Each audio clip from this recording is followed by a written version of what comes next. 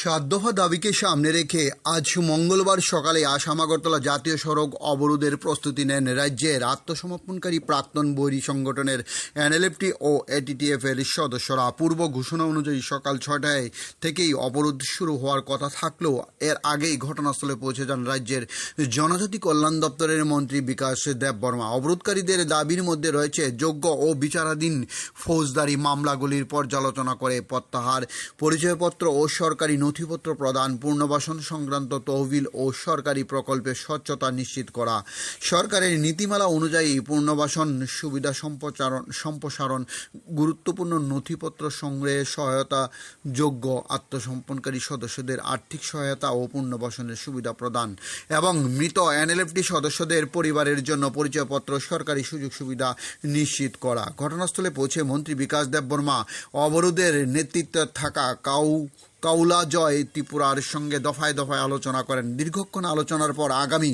21 তারিখ প্রশাসনিকভাবে আলোচনা বসে দাবিগুলি নিয়ে পদক্ষেপ গ্রহণের আশ্বাস দেওয়া হয়। মন্ত্রীর আশ্বাসে অবশেষে অবরোধ প্রত্যাহার করে নেন আন্দোলনকারীরা।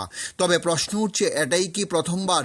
বিগত দিনেও একাধিকবার বন্ধ ও জাতীয় সড়ক অবরোধের নামে কার্যত জনদুর্ভোগ সৃষ্টি হয়েছে বলে অভিযোগ। দাবি পূরণের আশ্বাস মিললেও বারবার একই দাবিকে সামনে রেখে রাস্তায় নামতে হচ্ছে। অর্থাৎ পূর্বের আশ্বাস ও উদ্যোগ কতটা বাস্তবিত হয়েছে তা নিয়ে উঠছে বিভিন্ন মহলে প্রশ্ন। ডিও রিপোর্ট, খোয়াই টাইমস বাংলা। হাতাই খতরে তারা আজকে রাস্তা অবরোধ করার ঘোষণা করেছে, তার জন্যই কথা বলার জন্য এসেছে এখানে। রাস্তা অবরোধ করে কোনোদিন সমস্যার সমাধান হয় না, কথার মাধ্যমেই, টেবিলের মাধ্যমেই সমস্যার সমাধান হয়। তাদের যে সমস্যাগুলি আমি বলেছি কল্পজয়কে যে আগামী 21 তারিখ আমার সঙ্গে অফিসে বসে তাদের সঙ্গে আমি তাদের যে সমস্যাগুলি আমি দেখব, তাদের যে কেস আরও অন্যান্য বিভিন্ন যে সুযোগ সুবিধাগুলি, কী সুযোগগুলি যে দেওয়া হবে, তাদের সঙ্গে কথা বলেই যে তাদের যে সমস্যাগুলি সমাধান করা হবে। কোনো দিন রাস্তা অবরোধ করে কোনো দিন সমস্যার সমাধান হয় না।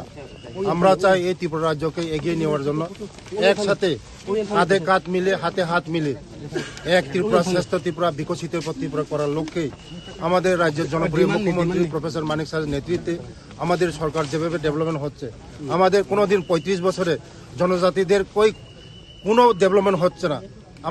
আমাদের সরকার আসার পরে ট্রাইবেলদের সব কিছু হচ্ছে।